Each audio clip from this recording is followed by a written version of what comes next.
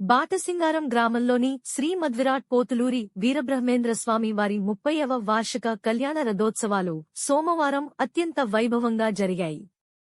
3 రోజుల పాటు జరిగే ఈ ఉత్సవాల్లో భాగంగా రెండో రోజు సోమవారం ఉదయం శ్రీ గోవిందమాంబ సమేత వీరబ్రహ్మేంద్ర స్వామి వారి కళ్యాణ మహోత్సవాన్ని అర్చకులు శాస్త్రోక్తంగా నిర్వహించారు. మంగళ వాయిద్యాలు, వేద మంత్రోచ్చారణల మధ్య జరిగిన ఈ వేడుకను తిలకించేందుకు భక్తులు భారీగా తరలివచ్చారు. కళ్యాణం అనంతరం భక్తులకు అన్నప్రసాద వితరణ చేపట్టారు. ఈ సందర్భంగా విశ్వకర్మ సంఘం అధ్యక్షులు కొండోజు బాలకృష్ణాచారి మాట్లాడుతూ, గత 30 ఏళ్లుగా గ్రామస్తుల సహకారంతో ఈ ఉత్సవాలను దిగ్విజయంగా నిర్వహిస్తున్నామని తెలిపారు. స్వామివారి ఆశీస్సులతో గ్రామ ప్రజలందరూ సుఖసంతోషాలతో ఉండాలని, లోక కళ్యాణార్థం ఈ క్రతువును నిర్వహించినట్లు పేర్కొన్నారు. ఈ కార్యక్రమంలో విశ్వకర్మ సంఘం జనరల్ సెక్రటరీ ఎర్రవెల్లి ఉమాకాంత్ చారి, కోశాధికారి నాగార్జున ఉపేంద్రచారి, సంఘ సభ్యులు, గ్రామ పెద్దలు మరియు భక్తులు పెద్ద ఎత్తున పాల్గొన్నారు. విశ్వకర్మ సంఘం బాటసింగారం గ్రామంలో గత 30 సంవత్సరాల నుంచి శ్రీమద్ విరాట్ పోతులూరి స్వామి గోవిందమామ కళ్యాణం అంగరంగ వైభవంగా జరుగుతుంది. ఈ యొక్క కళ్యాణానికి వివిధ గ్రామాల నుంచి విచ్చేసి గ్రామంలో ఉన్న బాటసింగారం గ్రామంలో విచ్చేసిన భక్తులంతా విచ్చేసి ఈ యొక్క కళ్యాణాన్ని విజయవంతం చేస్తారు. కళ్యాణ అనంతరం భోజనాలు ఉంటాయి. ఇక్కడ సంఘం ఈ యొక్క సంఘం 30 సంవత్సరాల నుంచి ఏర్పాటు చేసినాం.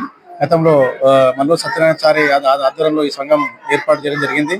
దాని తర్వాత జగన్ వాళ్ళు ప్రెసిడెంట్ అయ్యడం జరిగింది. దాని తర్వాత బాలబ్రహ్మచారి, దాని తర్వాత కొండోజు రవిచారి గారు, తర్వాత బాలకృష్ణ గారు వాళ్ళ ఆధ్వర్యంలో అంగరంగ వైభవంగా కళ్యాణ మహోత్సవం జరుగుతున్నాయి. అదే గతంలో కిందసారి బాలకృష్ణ మరియు శ్రీనివాస్ గారి ఆధ్వర్యంలో రాజస్వామ్యం కూడా అంగర వైభవంగా జరపడం జరిగింది. ఇక కళ్యాణానికి విచ్చేసిన భక్తులందరికీ ధన్యవాదాలు చెప్తున్నాము.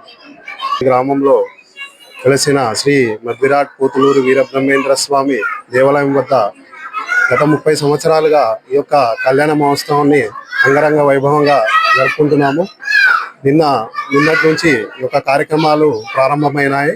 నిన్న ధ్వజారోహణము, అగ్ని ప్రతిష్టాపన, అంకురార్పణ, విఘ్నేశ్వరం పూజ జరిగింది. మరి ఈరోజు ఉదయం 11:30 గంటలకి అంగరంగ వైభవంగా ఒక కళ్యాణ మహోత్సవం ముగిసింది. తర్వాత హోమాది కార్యక్రమాలు కూడా భక్తులు అక్కడ కూర్చున్నారు. భోజనాలు కూడా జరుగుతున్నాయి.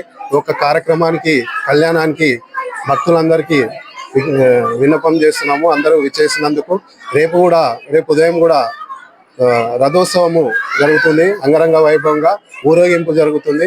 ఈ యొక్క భక్తులందరికీ నా తరఫున కృతజ్ఞతలు తెలుపుకుంటున్నాను. జబలో వీరబ్రహ్మేంద్ర స్వామికి జై.